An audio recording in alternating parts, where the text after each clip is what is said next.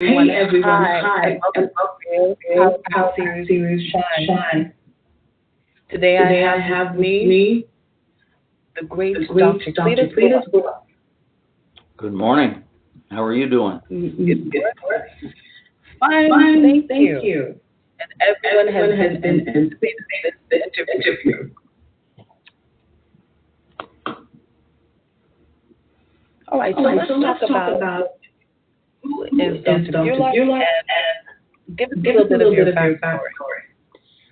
Oh, I've been through all the chairs, teacher, principal, superintendent, assistant superintendent, college professor. Um, I have been a researcher in the past 10 years, researching school culture and climate. Probably my claim to fame is back in 2002, I got a contract to evaluate every school district in the state of West Virginia. So for 5 months, I drove around every hollow, mountain, and valley interviewing thousands of teachers and students about what they liked about their schools and what they didn't like. And at the end of that time, I realized that I needed to write a book because what happened in those 5 months, I learned that many kids don't like school and many teachers don't like school. And the reason seems to be human relations. It's the way people are treated in these schools. And I came up with all of these human relations problems. One of the biggest ones is the lack of openness and trust that exists between teachers and between teachers and administrators and between students and teachers. They don't trust each other. They aren't open with each other, which creates a very defensive environment. And if things are defensive and you're not open, how are you going to learn? So So do I you just, honestly think that it is possible for teachers and students to be open with each other? And how? absolutely. Um, the biggest problem, the biggest human, here's the biggest human relations problem. It's listening. Listening. Teachers don't listen to what the kids are saying. Administrators don't listen to what the teachers are saying.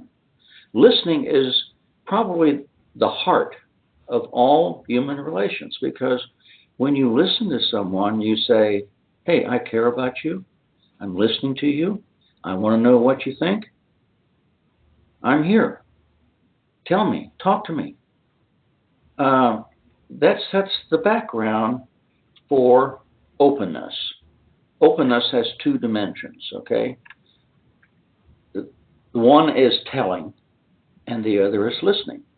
Those are the two openness dimensions. Unfortunately, many people are very open on the telling dimension and not on the listening dimension. And in most school systems, that's what it's all about. Teachers are telling kids what the rules are, what to do, send, put your head up, look up here, write this down, do this, do that, here are the rules, and they're told what to do. Then you got the administrators. They tell the teachers what to do. And everybody has to obey the rules or they get punished. Well, what kind of system is that? If people don't believe that people are listening to you, they don't trust you. If they don't trust you and they aren't open with you, what kind of system is that? You can just imagine a marriage, okay? You got a husband and wife. If they're not open with each other and they don't trust each other, what kind of marriage is that? It's one that's doomed. But if you go into most high schools today and middle schools, it's not so bad at the elementary schools. But the lack of openness and trust, I measure school culture and climate. There are 11 variables. Openness and trust are two of those variables. They are the lowest scores on every school I've ever collected data on. And I've got hundreds of schools that I've collected data on. That survey is on my website and it is free. to anyone that wants to use it in their school. So what you've got is you've got a school system that is dysfunctional, schools that are dysfunctional because the teachers are not open and trusting with each other. The kids are not open and trusting with their teachers, and the administration is not open and trusting with their teachers. It's a lousy relationship. It's dysfunctional. That's why our school test scores are lower than most of the countries in the rest of the world. I don't know where you want to go with the rest of this. Trust has 5 dimensions, really. You want to go into those? Actually, before we go to that, I do have a question. Sure. Do you think it is a situation where people are afraid of power? Do I think it's a situation where people, I didn't get the rest of that. Are afraid to give up power? Oh, absolutely. That's the one fear that most teachers have. And it's the craziest thing. In leadership, whether you're a parent, a principal, a teacher, or any person, everybody listening out there is a leader in one way or another. You agree with that? I agree. Okay. Here's the secret to leadership. You have to give control to the people you're leading, but you can't give it up. Now, how do you do that? How do you give control to your kids? How do you give, as a teacher, give control to the students without giving it up? And in my books, in my 2 books that I've written, I talk about how to do that. And here's a very simple way to do that. When I was a teacher, back when I was teaching in Cincinnati, Ohio, I went to the kids the very first day of school, and I said, guys, I want to know what you expect of me as your teacher. They looked at me like I was crazy. They said, you want us to tell you what we expect? I said, yeah, I'd like to know. Because, when I looked out there, I had dark skin, I had light skin, I had some Latinos, I had a mix. Rich kids, poor kids, they were from all walks of life. I had 6 classes of students. I had 25 in each class. I had 150 students. I had to know what was out there. So I says, here, I'm going to give you 3 3x5 cards. I'd like for you to write on each card one expectation you have of me as your teacher. And they did. And then I would sort them in the common files because there's only one behavior on each card. And I would paraphrase what was in each pile. Then I would go back to the students and I would say, this is what you expect of me. And I would put them up on the board, their expectations. And I would say, I'm going to do my best to meet your expectations. If there was an expectation that I didn't think I could meet, I would tell them why. So I started with a relationship. I said to the students, I'm listening to you. I care about you. I'm here to work for you. I want to do the best I can to help you learn. So I began the relationship. As the year went on, it was we. It was not me against them or them against me. It was a we thing. We are in this together. So that's how I gave control to them. The next thing I did was, I want to know what you think the rules ought to be in this classroom. Now, if you're a parent out there listening to this, what are the rules in your family? Do all the kids know what they are? Does everybody in the family know what the rules are? No, in most families, they do not know what the rules are because they aren't posted anywhere. They are learned. You learn what the rules are. But if you were to go to your kids and say, what do you think the rules ought to be in this house? And you had them write down, say, 3 or 4 or 5 rules, and you sorted them out and posted them on the refrigerator, everybody would know what the rules are. And you give control that way. When the rules are violated, you take control back and you say, hey, see that rule? You're not doing it. I can't let you break that rule. You take control back. So that's the system of giving control without giving it up. You can walk into a Walmart any day and look at parents who have given up control to their kids. The kids are in control. The kids tell the parents what they want. The kids do what they want to do. And the parents don't have any control anymore. It's awful. And that happens in so many schools too. Here's there are 9 forms of power, okay? Moral power is probably the most effective form of power. What is moral power? Moral power is what is the right thing to do. It's part of the culture. What is the right thing to do in Cincinnati, Ohio versus downtown Atlanta?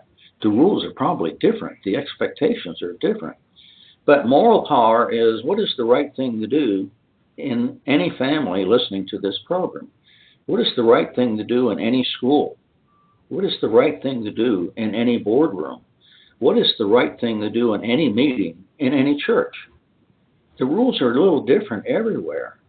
But once the rules are known, moral power is in place. And when people don't do what they're expected to do, you remind them. You say, hey, remember this? Oh, yeah, I forgot. And right away, the person changes their behavior because most people want to do the right thing. So that's one form of power. There are 8 other forms of power. You want to get into those? First, I actually want to look at the 5 trust factors.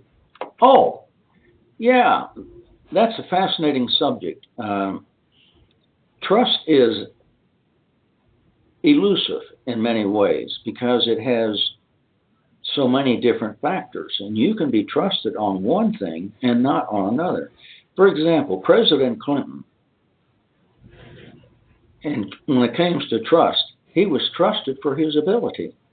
As the president, he was a pretty good president. He ran a pretty good country. He had ability as a president. But when it came to truthfulness, he wasn't trusted. He wasn't truthful. So those are 2 aspects of trust. If you believe someone is lying to you, you aren't going to trust them. But if you see that they can perform and they are able, you trust them on one factor, but not on truthfulness. Then you've got another factor, I call it, it's an overall character factor. Who is this guy? Are they authentic? What kind of person is he? When it came to authenticity, President Obama was not trusted because people, did he really go to that college, that university? Was he really born in the United States? What is he really like? You know, all these questions about who he was and where he came from and what his mother did and what his father, all of those issues, he on authenticity, they didn't really know what he really was. So on that factor, he was not trusted. President Trump is having some of those issues too. Who is this guy? Why did he want to be president? He had it all. So they question his authenticity. So we got 3 factors: the overall character factor, which is authenticity. Do they really care about me? Are they really working for me? You know, what is their motive in doing this? That's the character factor. Then you come to 2 more. Predictability. Let's say you're a parent, okay? And your kid comes to you with a problem, and you listen. There are 5 communication skills. Paraphrasing is one of those skills. And the kid tells you, and you say, let me see if I understand what you just said. This is what I heard. And you paraphrase back what you think they were trying to get at. And the kid says, no, Dad, that's not exactly what I meant. Here's what I really meant. And they go at it again. The dad says, okay, this is what I heard. And you paraphrase back. Yeah, Dad, that's it. That's it. And Dad says, well, I tell you what, I'm going to help you with that because I think that's an issue we can solve without too much problem. A couple of weeks later, the kid comes back to Dad and tells Dad another problem, and Dad says, well, I don't see what's so bad about that. I did that when I was a kid. And he doesn't deal with it. So if Dad is not predictable in how they handle problems, and this is the issue with many principals today, teachers bring problems to the principal, and sometimes the principal does deal with it, and sometimes he doesn't. Kids go to teachers with their problems, and if the teachers are predictable in how they handle the problems, the kids will bring the problems to the teachers. They won't get swept under the carpet. But if the teacher is unpredictable, handles it one time and not the next, the kids don't bring the problems to the teachers. Kids don't bring the problems to their parents, because if they are unpredictable, they will not be trusted. Okay. Then you come to the last. So are you saying that trust and consistency go hand in hand? Absolutely. Yes, they do. If you are unpredictable, people are not going to trust you with a problem. And that's what leaders do. They deal with problems. Sometimes they have to be solved. And there's 5 ways to deal with problems, 5 conflict management styles. We can get into that next if you want. Here's the last trust factor. It's confidentiality. Many times my wife says, if I tell you this, can you keep it? Or are you going to blab your mouth off like you usually do? She accuses me of that a lot. And for that matter, I am a little too open sometimes. I say things that I probably should not. So on the telling dimension, I am pretty open. On the listening dimension, I've been working on that for 50 years, and I'm getting better at it. But I still need to work on listening more than telling.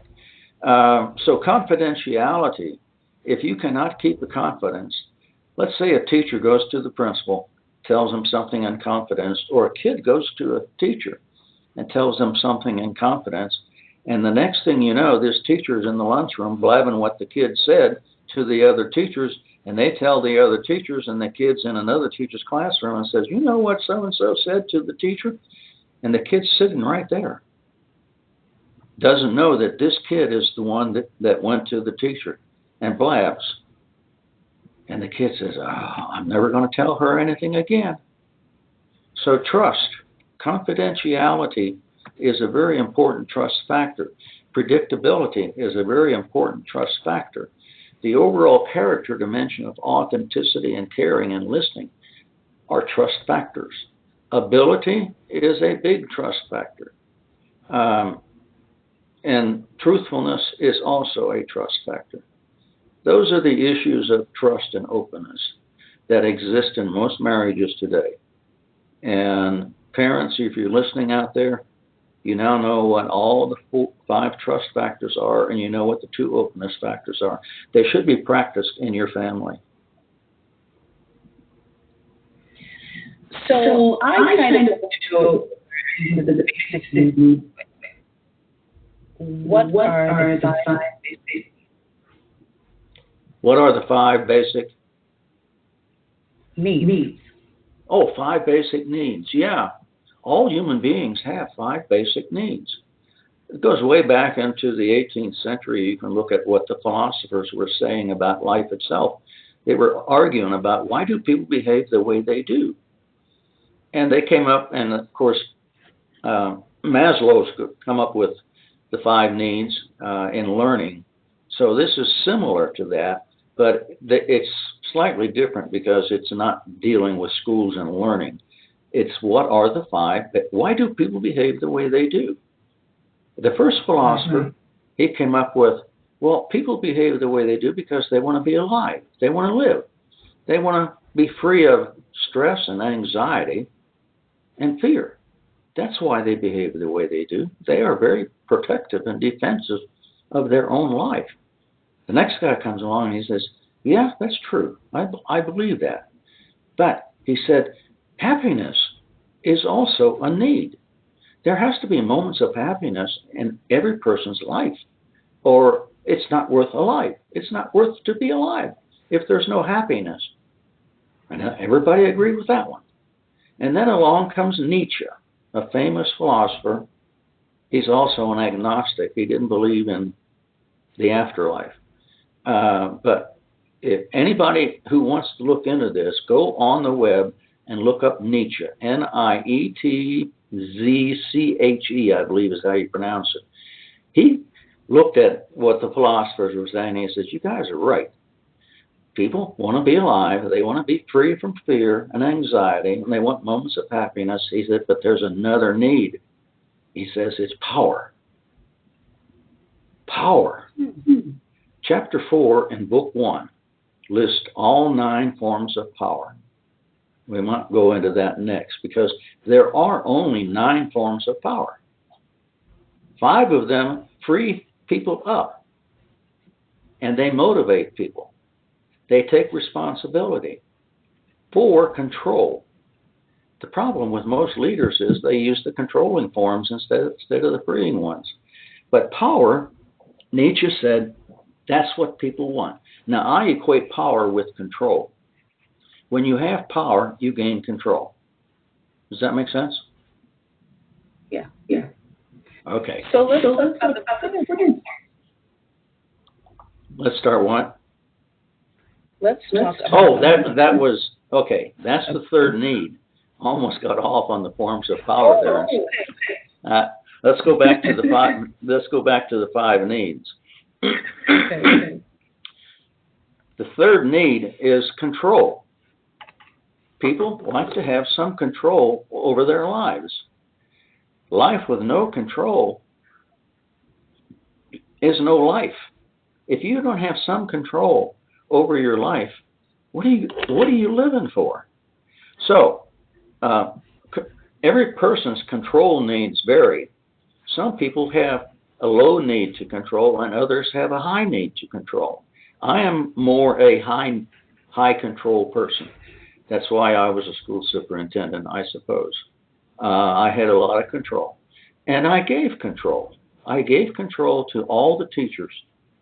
They all had their own control system that I had set up. I call it the linking pin. Everybody was linked to everybody else.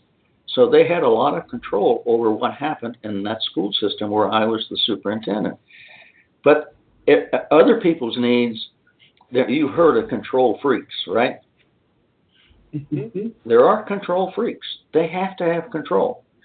They've got to open the door for you. They've got to be the first one there. They are in front of your face all the time. They are highly in need of control. Bullies are high control people. They have to be in control. So they control the victims and they bully them. The victim, on the other hand, also has a control need. We're talking about the 5 basic control, the 5 needs here. We're digressing here a little bit on bullying behavior. But let's go bullying. The victim has a control need as well. So when the bully takes control, the victim has no control. The victim has to find a way to get control. So here's what happens. The victim can get that control need met a number of ways. One way is to go home and get a gun and come back and shoot up the school. And that has happened many, many times over the past years, where a victim has been the victim of a bully, goes home and gets the gun, comes back and shoots it up. Okay? The victim can do other things. They can hang themselves. They can use drugs. Drugs are temporary, but they work. You can use alcohol. Alcohol is temporary, but it gives you a buzz. It gives you some feeling of control. And then you can also join a gang. So gangs are one way to get control. The gang meets the next basic need. Okay? It's caring. The gang cares about you as a person. You know what it's like for most kids to go to school and believe the teachers don't care about you as a person? Believe the other kids don't care about you as a person? You have no control. You're told what the rules are. You're told how to sit. You're told what to study. And if you don't do it, you get sent to the office. Nobody cares about you. The kids, 50% of the kids in our schools today believe the teachers don't care about them. I asked, when I got this contract in West Virginia, I would ask the kids, what do you like about your school? And they said, the teachers. I says, oh, great. What don't you like? And they said, the teachers. I says, oh, what do you mean? They says, well, some of these teachers care about us. We go in their classroom, they'll listen to us, they'll talk to us. They really want to help us learn. They are there for us. And then you've got these other teachers, they come in there, they plop their feet up on their chair with a cup of coffee, and they look at us and they say, all right, guys, I'm here to teach. If you're here to learn, we're going to get along just fine. If you don't want to learn, that's your problem. They don't care about us. So caring is a basic human need. For example, Chai, suppose you woke up one morning and realized that nobody cared about you as a human being. How would you feel? Oh, I would feel hopeless. It's an awful feeling. It's an awful feeling to believe that nobody cares about you. I think back on some of the movie stars like Marilyn Monroe and Jackson and yeah, I believe they just fiddle away their lives because they believe nobody cares about them as a person. They care about them for their looks. They care about them for their money. They care about them for all kinds of other reasons. But as a person, I think these people who have these early deaths oftentimes believe other people don't care about them as a person. So caring is the fourth basic need. So we've got caring, control, happiness, and freedom from stress in life itself, okay? When you believe nobody cares and you have no control, suicide is always an option. And many kids do commit suicide because of those reasons. They have no control, they believe nobody cares, they're not happy, and they're being bullied, or they're stressed out. So suicide is an option. Then you come to the fifth basic need that all people have.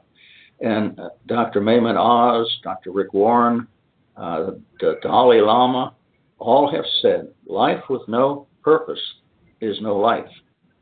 So purpose is the fifth basic need. So when I interviewed all these kids in West Virginia, I said, why do you go to school? They says, why? I says, why do you go to school? They says, well, we have to. I said, you don't have any reason for going to school? No, I hate school. If I didn't have to go, I wouldn't go.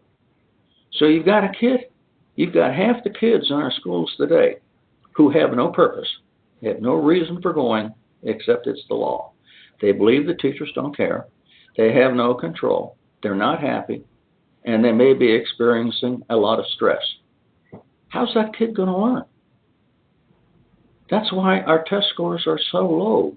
It's the human relations that go on in a school, in a family, in any workplace that make it a place where you want to be and maybe fulfill part of your purpose in life. What is your purpose in life?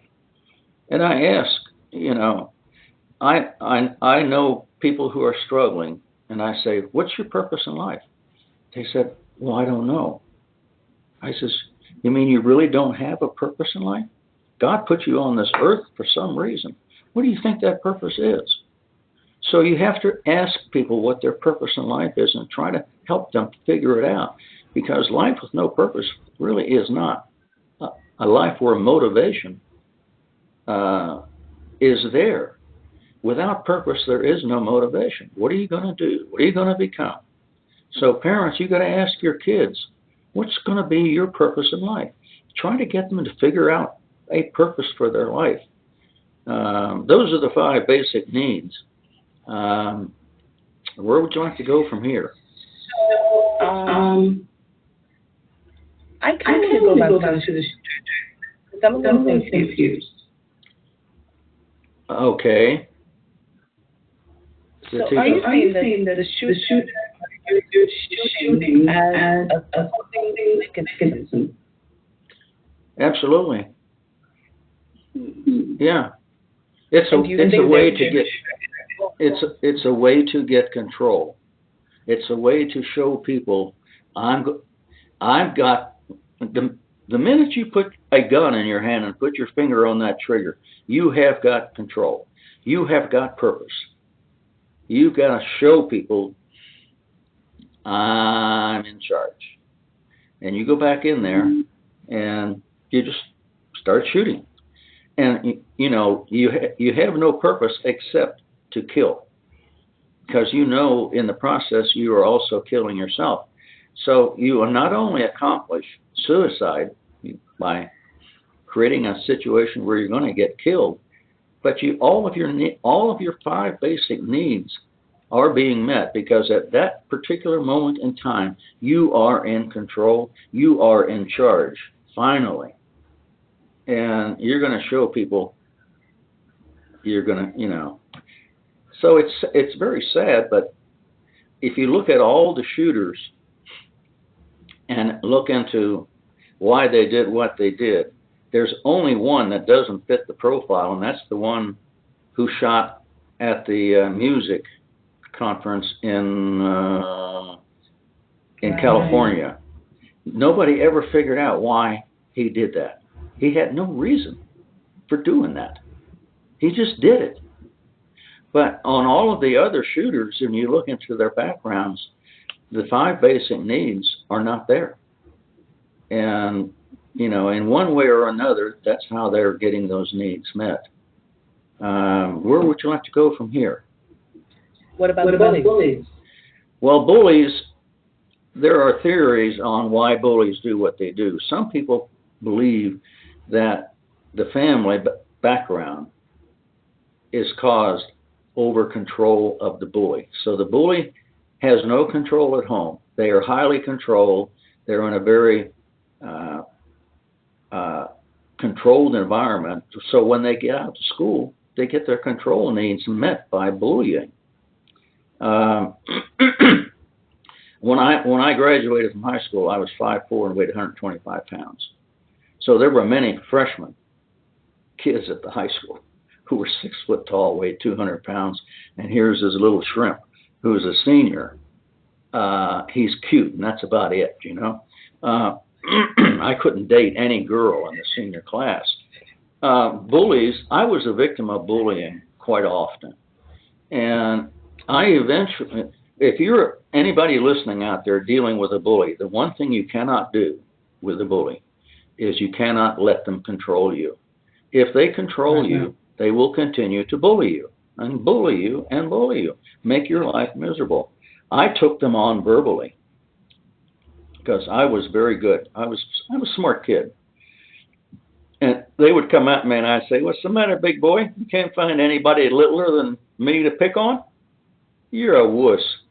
You can't pick on somebody your own size because they beat the crap out of you. But you want to pick on me because you think you can beat the crap out of me. Is that right? Well, come on, big guy. You hit me. Hit me. Come on, hit me. I'm going to take you to the principal's office and get you suspended. So come on, hit me." And they'd stand there in a rage and refuse to hit me because I was telling them, "Hit me. I'm going to take you to the principal's office." And one time, some guy was so mad, he did swing at me. I dropped to the floor, and I curled up in a ball, and I refused to fight because I knew if I fought, I'd get punished too. So that's how I got through high school. I was a tough, smart cookie. I got beat up once when I was a sophomore. But other than that, people tried to bully me, but I just never let them do it. So that's bullying. It's covered in my book, this theory of giving control to others without giving it up. All the techniques that I use to give control to others without giving it up. Here's one of my favorite techniques. At the end of every school year, whether I was a teacher, a principal, or a school superintendent, or a college professor, I would give everybody that I was in charge of, a sheet of paper. On the top of the sheet of paper, I had complete these two sentences as often as you wish. Okay? The first sentence was, Dr. Bulach is a good school superintendent because. This is called force field analysis. What are the forces for and against your being the best teacher, the best mom, the best dad, the best teacher, the best whatever, or in your case, the best talk show host? What are the forces for? So you give it to people who you work with, and you say, he is good because, whatever the position is, but is good because. And then the second sentence is, would be better if, forces against. What are you doing that you could do better? So you get the forces for and against. So it says, I'm listening to you. I care about you. I am here to serve. I want to get better at what I'm doing. I need feedback. Life's 5 basic communication skills is giving and receiving feedback. How do you get good feedback? This is the only way I know to get good feedback. It's done anonymously, and you're going to get people who love you, and they are going to write, you're good because, and there's nothing better if. Throw that one away. But can people really have those feedback? What's that? Can people really have those feedback? Absolutely. They know. They work for you. You interact with them every day. They know what you do right and what you could do wrong, but they aren't going to tell you because you might get mad at them. They might take it the wrong way and hurt you. So you don't get good feedback. Even when you ask for it verbally, you don't get it. The other thing, when I was a school superintendent and the board gave me feedback, I often wondered why they said what they said. Did they give me that feedback because they wanted their son to be the quarterback? Did they give me that feedback because they wanted this or wanted that? And if they really ragged on me, why did they do that?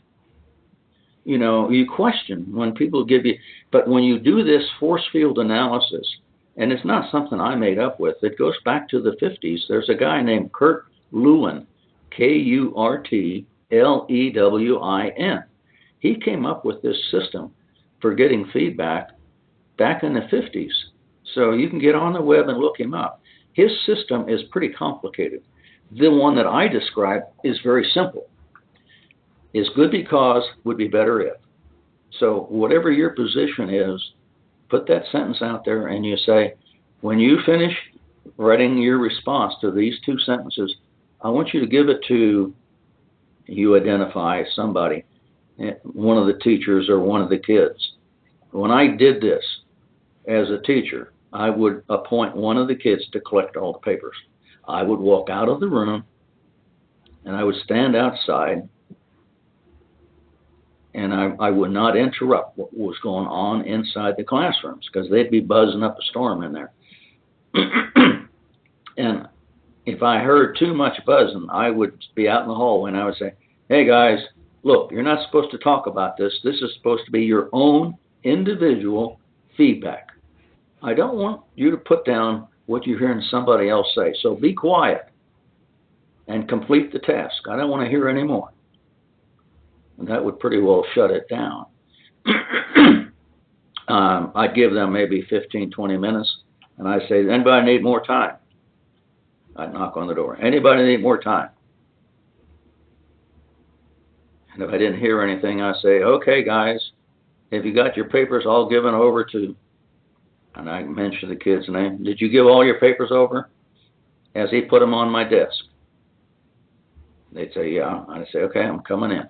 And I would go back in the classroom. I'd say, thank you, guys. I appreciate your feedback. I'll look these over tonight and see what I can do. That was it. There again, give control. Don't give it up. Because now I know what I'm doing right and what I can do better. So next year when I did that, I would count the number of things I did right. And they should have improved. I should get one or two more things I've done right and one or two less of things I could do better. So each year I did that. And each year I improved as a teacher. Each year I improved as a school superintendent. Each year I improved as a college professor. And I still use that today. If I do a presentation at a conference, I will pass out my sheet of paper. Mr. Bulach did a good presentation because he would have done a better presentation if. So I'd get feedback. Anyway, where do you want to go from here? So those are the 5 needs. We've got the 5 needs. We talked about openness and trust. We haven't dealt with the 9 forms of power. Right. You want to do with that one? Yes, please. Okay. 9 forms of power. I've always been fascinated with this. There were 2 people who came up with the first power typology. That, again, was back in the 50s. French and Raven were the 2 authors, 2 people who came up with the original power typology, and they had 5. The original power typology was 5. Mine is 9. Theirs was expertise, position, reward and control, reward and punishment, and I believe, personality, referent. They call it referent power. So personality, expertise, position power, reward and control was the original power typology. Okay. You agree that if you're an expert at something, that it gives you power over that area, right? Oh yeah. Okay. If you're an expert with a baseball bat, an expert with a gun, an expert with a tennis racket, and on, you have control. Okay. Personality is an interesting one. You have a pretty interesting personality, Shai. I bet if you want people to do something, all you got to do is ask, right? Sure. Okay. It's a freeing form of power because you're not making them do anything, right? You're just asking. Okay. Expertise is also a freeing form of power. People watch you do something, which is what teachers do in classrooms every day. They will write a problem on a board, they will solve it, and the kids look at that and say, yeah, I can do that. Yeah, I can do that. So they watch people do something, and they are free to do it on their own. That's another freeing form of power, right? But it's also control. It's 2 forms of power where you give control to others, but you haven't given it up. So if you ask people to do something for you and they don't do it, you can go to one of the 4 controlling forms of power and make them do it. Because usually when you ask, you have position power. Position power, as a parent, as a teacher, as a principal, as whatever your position is, gives you 2 other forms of power: the ability to give rewards and the ability to punish. So with position power, you gain reward and coercion power. Does that make sense? Yeah. Okay. So you've got control with those 3 forms of power. But there's a 4th controlling form of power. Normally, if you, let's say someone gave you position, let's say you're a teacher, okay? You apply for a job as a teacher, or you apply for a job as a principal, or you apply for a job anywhere, okay? You don't have position power until you get the job, right? Right. Okay. The person who gives you that job has connection power. They are connected in some way, or they wouldn't be able to give you position power. So, your position power depends on the person above you's connection power. Let me give you a simple example here. Husband and wife. Okay. Who has the power? In every instance, it's never 50-50. One person has more control than the other. It may be 51-49. But one person in every marriage has the connection power to the other. And the other person gets position power because of that connection. So, let's suppose mom doesn't like what a kid did. She says, you just wait till your dad comes home. I'm going to tell him what you did. And, of course, the argument there ought to be, why does she wait for her husband to deal with this? Why don't you deal with it on your own? Because when you say that, you're automatically saying dad is the one who's in control, right? I'm not. Okay. So dad comes home and you go to him and you say, you know what your son did today? He did da-da-da-da-da-da. He did da-da. And dad looks at her, his wife, and says, well, I don't see what's so bad about that. I did that when I was a kid. You really think we ought to do something about this? Yeah, I think we should. Well, I don't think we ought to deal with that right now. What happens to mom's position power with the kid? She loses it. Yep. And that happens every day in every school throughout the United States. Teachers send kids to the office for discipline, and the principal or the disciplinarian doesn't do anything. And that erodes the teacher's position power. With that loss of connection, they lose their ability to give rewards and to punish as well. Soon they will lose control of what's going on in that classroom. That's why in years 3 to 5, many teachers quit because they've lost their connection power. They've lost their position power. They are not happy. They are not in control. They've lost their purpose. And they believe the administration doesn't care about them. And they quit. Okay. End of that story. So those, now here are the other forms of power. We got the 4 controlling, right? We've got the 2 freeing, expertise and personality. What we are doing right now, information is power. People are listening to this conversation and they'll say, wow, I never thought about that. Yeah, I'm going to try to remember that, and I'm going to try to do that. So information is power. It is the least expensive form of power. You cannot run out of information power. Now, the use and misuse of these 9 forms of power, that is chapter 4 in book 1. Each of these forms of power has a misuse as well. You can give too much information to someone, and they can't absorb it all. That may be what's going to happen with our conversation today. We're putting so much out there. But at least with your webinar podcast, people can go back and listen to it again, right? Right. Okay. All right. So information is power. Expertise is power. Personality is power. They are freeing forms of power. When people use these forms, they are free to do it. You come up with the most interesting one. I used to do this presentation in all of my graduate classes on leadership.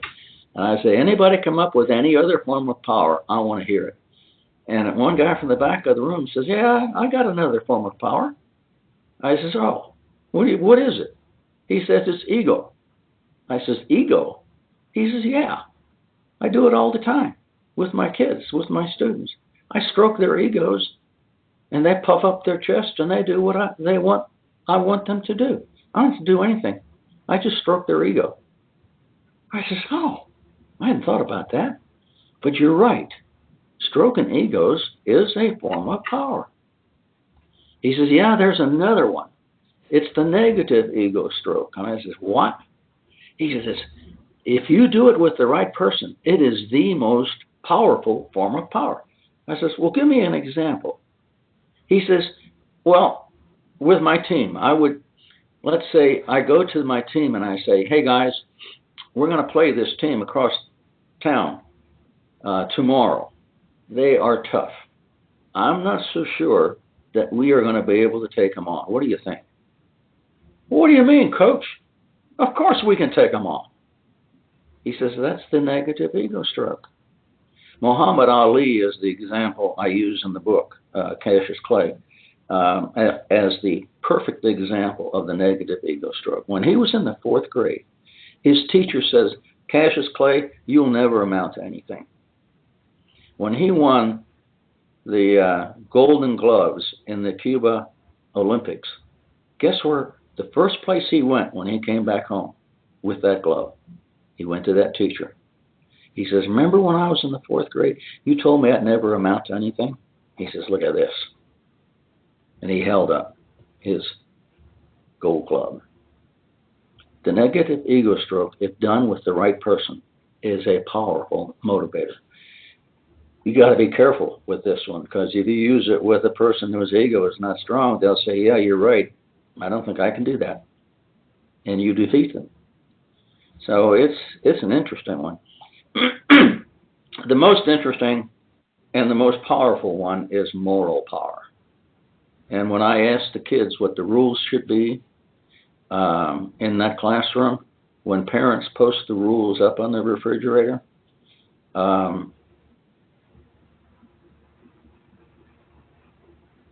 people know what is the right thing to do. When they don't do the right thing, you remind them.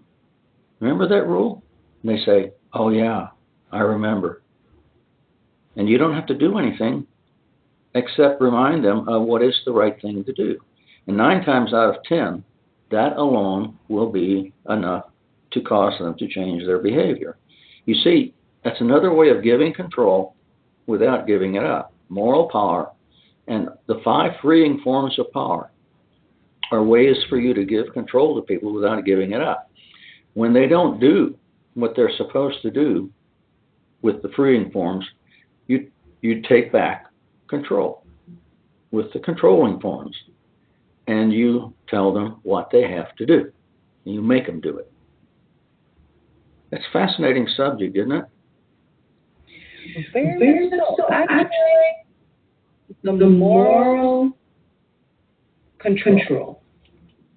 I can see some people kind of saying on this one.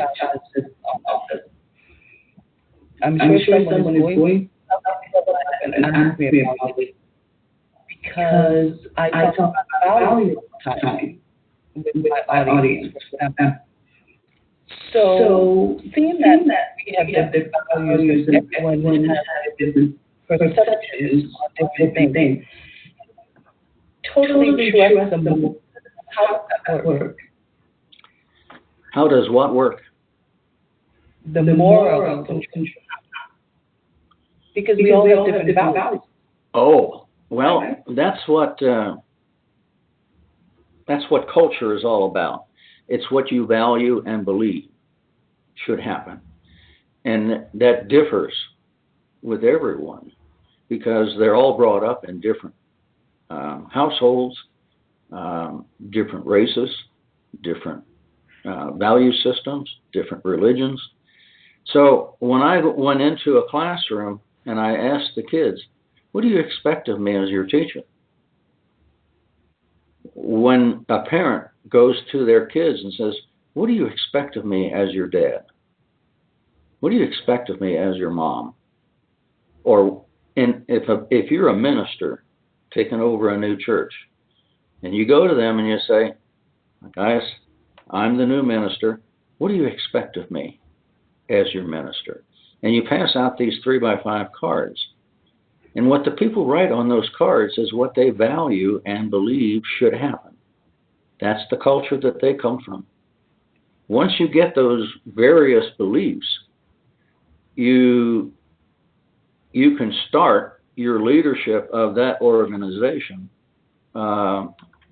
with some background into what the people value and believe that you are leading.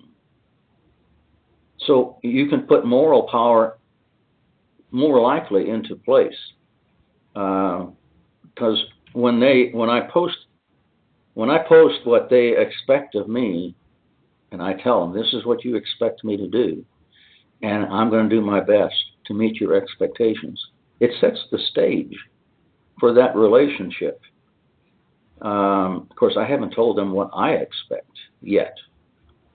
Somewhere down the road, I will tell them what I expect. But I'm going to let things just sit for a while. And if things are going the way they should be going, I won't even tell them what I expect. If things aren't going properly, I will take control and tell them what needs to happen. So that's leadership in a way. Give control to others without giving it up. That's what leadership is all about. I agree. So now let's talk about what are the interpersonal communication skills and what is most important. Oh, the communication skills?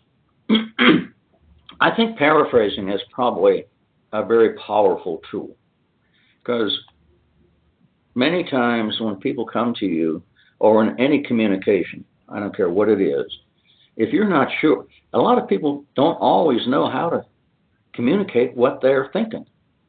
So when you paraphrase, you say, this is what I heard you say. And you paraphrase what you think they meant to say. And they will say, yeah, that's exactly what I meant to say. And then you move on to the next topic. As a school principal, many times I would have to have a parent discipline conference, okay? The parent, I had suspended their kid. So I was readmitting the kid back to school with the parent. Parents mad at me, and they are telling me, what they think I should have done. And I said, let me see. You think I should have done this, and that? And I paraphrase back what I think they said. So it automatically reduces the venom, the anger in the parent, because they know that I'm listening. They know that I care. They know that I want to solve this issue, this problem. So paraphrasing is a very powerful human relations tool, okay? The thing with good communication is you always want to toss the communication back into the other person's corner. Now, behavior description is the next tool that I used a lot as a principal, as a parent. In any conflict situation, I tried not to judge, because that's what people do. We see something happening, and automatically in our head it clicks our judgment of what we just saw. Was it right? Did you judge properly? So you say to the person, this is what I saw you do. And you describe the behavior that you saw. No judgment. You just describe the behavior. And the person who did that said, yeah, you're right. I did that. I says, well, tell me about it. So you start the communication without making the judgment. You describe the behavior. When I was a principal and teachers sent kids to my office the first year, they would send me, this kid was rude today. And I thought, okay. So that was the note I got. This kid was rude. This kid was disrespectful. This kid was, the judgment would come on a sheet of paper what the kid did. What was the behavior? So finally I had a teacher's conference, and I said, look, you guys are sending me notes with kids about what they did in your classroom, and you're not telling me what they did. You're telling me he was rude, disrespectful, and so forth. I said, I want to know the exact behavior that they did. Give me a behavior description of the behavior that you didn't like. Now I could deal with the kid's behavior. So when the kid came to the office, and I would say, all right, tell me about the behavior that caused you to be sent to this office. And if the kid could describe the behavior, and I would say, well, the teacher didn't say that. The teacher said you did something else. What did you do? And I would try to get them to admit what they did. And then I would say, well, do you think that was a good thing to do? And they would have, until they said, no, I don't think it was, I knew I had not solved the problem. So once the kid admitted that what they did was wrong, I could deliver the punishment. And I would say, well, I'm going to give you two choices. You choose which punishment you want. Okay, do you want a paddling? That was back in the days when I could paddle. Do you want a paddling, or you want detention after school? Oh, I'll take the paddle.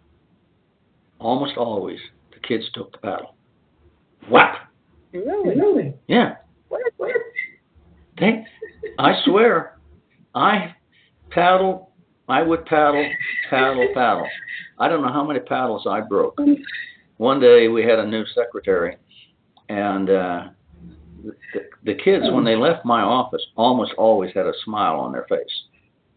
There was only one time one kid left my office crying, and that was a girl. It was a badge of courage for the kids to take a paddling from me. So if they walked out of my office with a smile on their face, they could hold their head up, because there were 2 or 3, 4 other kids waiting to get disciplined as well. So they didn't want to walk out of there knowing that they had been hurt. It was an amazing thing. But they always chose the paddle. I never, ever forced a kid to take a paddling. I never, ever forced a kid to take a paddling. It was always choice. Again, you have to give control to people, because when you give control, they feel responsible. They feel like it's their choice. When you force things on people, they resist. They don't like it. They hate it. They don't like you. It ruins the relationship when you force things on a kid. So that's my story. And I'm sticking to it. Let's see. We haven't talked about, how much time do we have?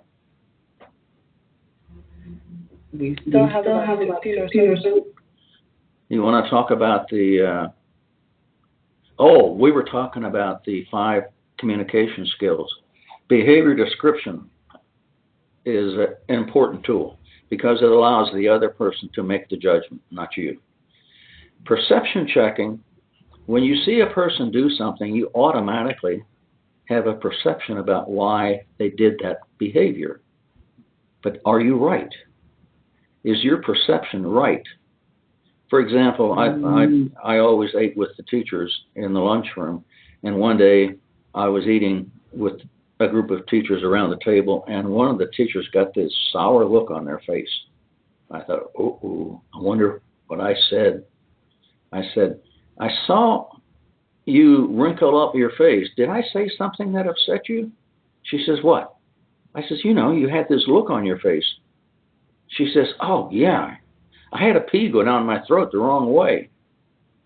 And I thought, oh, okay, so I didn't say anything that upset you. No, So you see, sometimes when you read nonverbal behavior, which we do all the time, when we read nonverbal behavior, we always have a perception about what it means.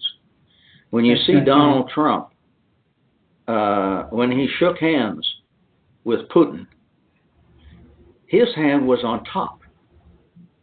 Putin's hand was on top. Trump's was underneath, like this. And I thought, what was Trump thinking when he shook hands that way? Because normally, when you see him shake hands, his hand's on top. But why would he be subservient and let Putin put his hand on top? Normally, when you shake hands, it's side by side, right? Never. If someone takes your hand and rolls it over with his hand on top, that's a very aggressive nonverbal behavior. Person saying, I'm in control. So nonverbal behavior has a lot of meanings, and you don't always know what they are. So if you see something that a person does nonverbally, and you're not sure what it meant, you need to do a perception check. I saw you do this. Did it mean that you were... Okay. Here's the fourth one. Describing feelings. Many people don't describe their feelings. Instead, they describe what they feel, not the feeling itself. My wife used to do this a lot. We'd be driving along, and she would say, you're driving too fast. I said, what do you mean? I'm going the speed limit. Well, it's too fast for this road. I said, well, now she says, you're scaring me. And I say, oh, what am I doing? She says, well, you could slow down a little bit. So describing a feeling always throws the ball back into the other person's court.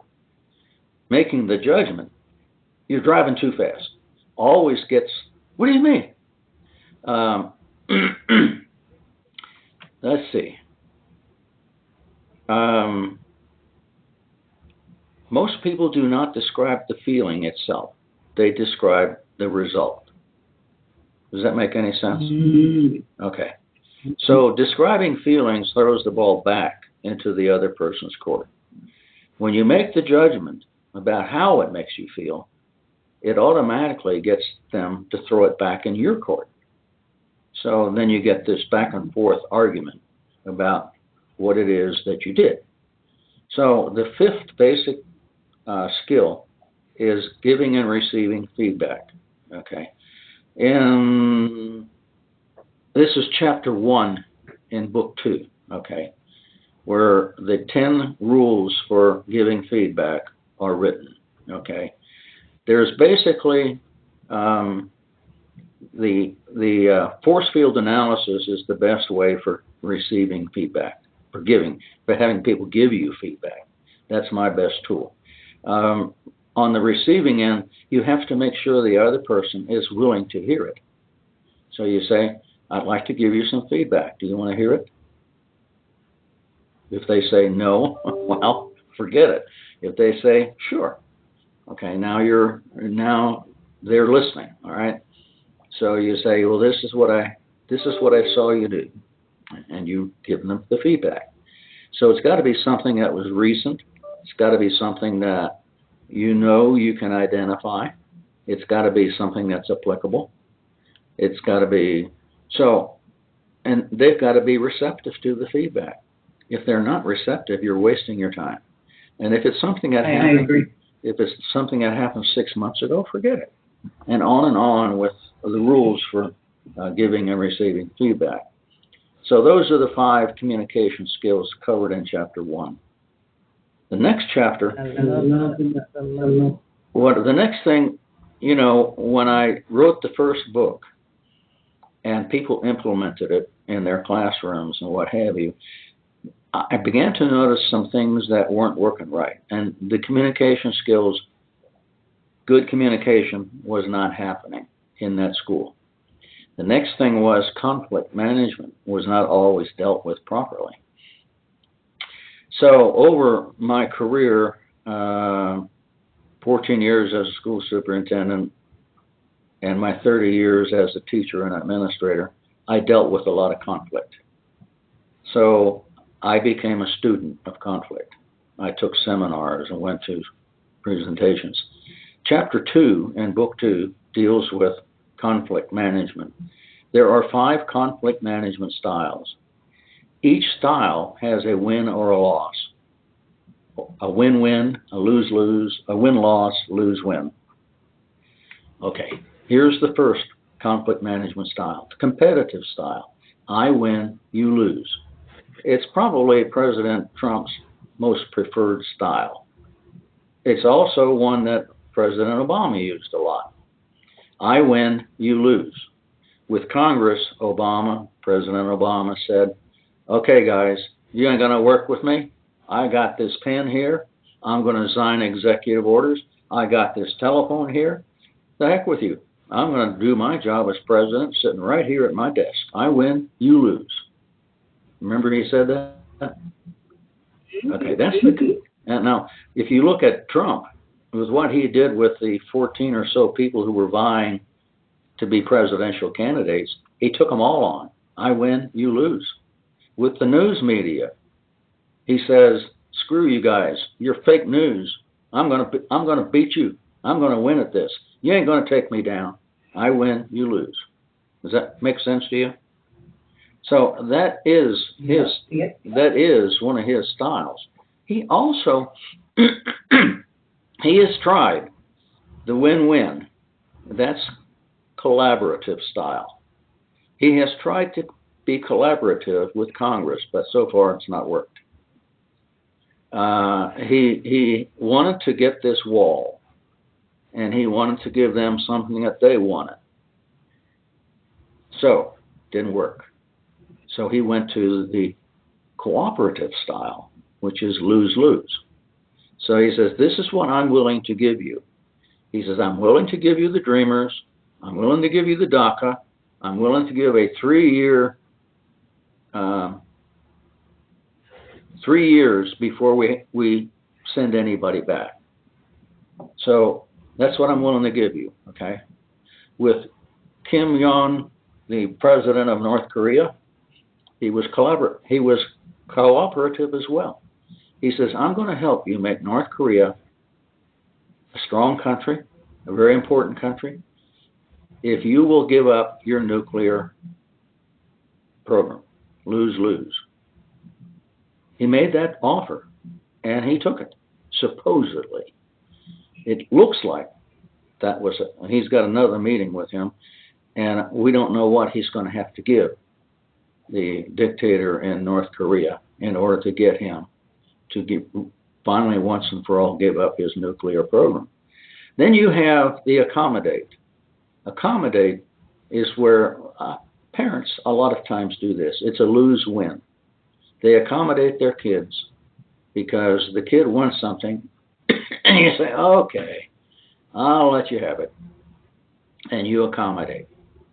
That happens a lot with parents. You don't accommodate all the time because many times the parents on I win, you lose type of situation. But accommodation is an important conflict management style. It was one of President Obama's favorite styles in foreign relations, not in relations with Congress, but in foreign relations. He accommodated a lot. Look what he did with Iran. He gave them $1.5 billion. And what did we get out of that? Nothing. What did he do with the $400,000 that he gave to get that one prisoner back? $400,000 got one person back. Didn't get anything else. Bo Bergdahl, what did he give up to get him? 5 of their elite commanders were turned loose to get Bo Bergdahl. What did we get out of the Cuba deal? He caved in to Cuba, and we got nothing in return. So in foreign relations, he was a great accommodator. But in other words, he was competitive as well, and he would compromise. The interesting one is the fifth form, avoidance. There are 4 ways to avoid a conflict, and they're fascinating. You want to go down those four ways to avoid a conflict? We got time for that? We got time for that? It won't take long. 4 minutes, 4 or 5 minutes. Okay. Here's one of the ways. Okay. It's called negative assertion. You do something stupid. Well, let's take the Billy Budd, or whatever that young reporter's name was, that when President Trump was walking with him and they were talking about how to treat women, and President Trump was doing a little bragging, and he's all, you can just grab them anywhere you want. Remember that one? Yes, I remember that. If he had done negative assertion there, it would have been the thing to do. He should have said, "Oh God, that was the stupidest thing I ever said. That was so darn stupid. I can't believe I did it. I'm ashamed that I said that." But he didn't. He says, "Where did you hear that?" And he took it on. And he eventually said it was locker room talk. And he did apologize for it. But if he had done negative assertion right off the bat, it would have taken a lot of the sting away. And then negative inquiry is a second way to avoid a conflict. Let's say you do something stupid. Somebody says, "I can't believe I saw what you just did." You say, "Well, what do you mean?" They say, "Well, that wasn't the right thing to do." And you say, "Well, what could I have done that would have made that better?" Negative inquiry. It shuts down the conflict right away. Negative inquiry is a powerful tool to deal with when someone comes at you with something that you have done that has upset them. What could I have done that would have made that better? Negative inquiry.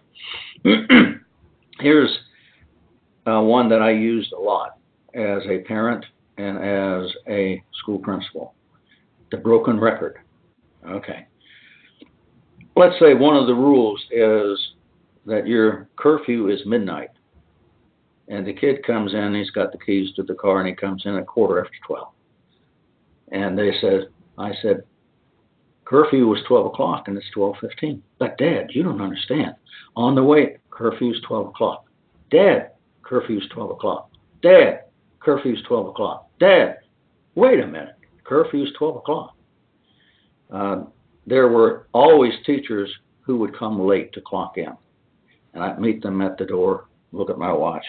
I said, "You're 15 minutes late." "But you're curfew. Your sign in is 7 o'clock. Sign in is 7 o'clock. I'd broken record it. Never let them explain why they were late. Broken record's a powerful tool. It keeps you from getting sucked in to the conflict. Because once you listen to if you know it's someone who's doing it routinely, if it just happens once in a great while, you might listen to what the problem was. But if it occurs over and over and over, you've broken record it. Then you come with the fourth one. It's called fogging. I don't know where I came up with fogging. I went to a seminar in Philadelphia back in the 80s when I was a beginning superintendent, because I had a board that was just a nightmare to work with. I went to this seminar and I picked up this word fogging there. Fogging goes something like this. Somebody looks at you and says, "That is the ugliest tie I have ever seen." And you say, "Well, you could say that." Fog it. "That was the stupidest thing I ever saw anybody do." Well, you could say that. And on. You never agree with the insult. You're going to get insulted as a person every once in a while. I don't care how good you are, you're going to get an insult, and you just fog it. You say, "Well, you could say that." Well, that's possible. But you never agree with the insult, because once you agree with it, now you have to defend yourself. So fogging is a way of avoiding a conflict. Well, that's pretty well covers a lot of the human relations problems.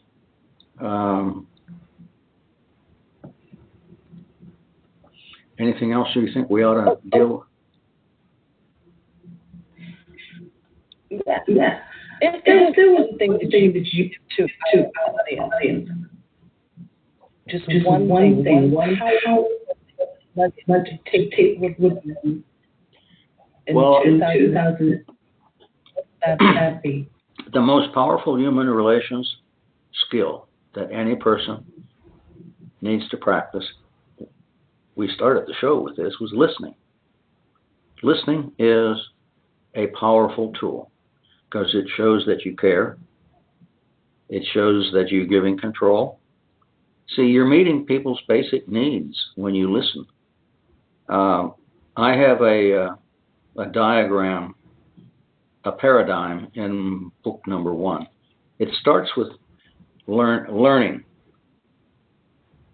Learning starts with listening. The teacher is listening, which causes the kid to open up, which causes the kid to trust, which causes the kid to risk failure, and learning occurs. So listening, of all the human behaviors, listening is probably the most important one. And I have to constantly work at it because I'm so used to telling people what I think. Anyway, what do you think about that? I totally agree. I think yeah, the other one that I've learned over the years is avoiding a conflict is sometimes better than dealing with it. Because a lot of conflicts just go away if you leave them alone. If you try to solve them, you just muddy the whole thing up. Sometimes conflicts sometimes just go away if you just leave it alone. Right. Anyway, I've enjoyed my chat with you, and you certainly are a great listener. So I want to thank you for that. Again, was I there to have a listener? Let's work on skill in 2019. Dr. Bulach, thank you so much for all these challenges. Guys, you have to share with him today. Well, send me the site where I can put this on my Facebook and LinkedIn. And I've got a website called Improving Our Schools on Facebook. So any of your listeners out there that want to get on that site, there's a lot of stuff that's been published on that site. Improving Our Schools is a Facebook page that anybody can get on and become part of. And I'll post this on that site. Okay. Thank you. And guys, also his free information that everyone on the site is free. So let's make use of all material. All right, Dr. Bulach, thank you for everything. Thank you. Pleasure being on your show.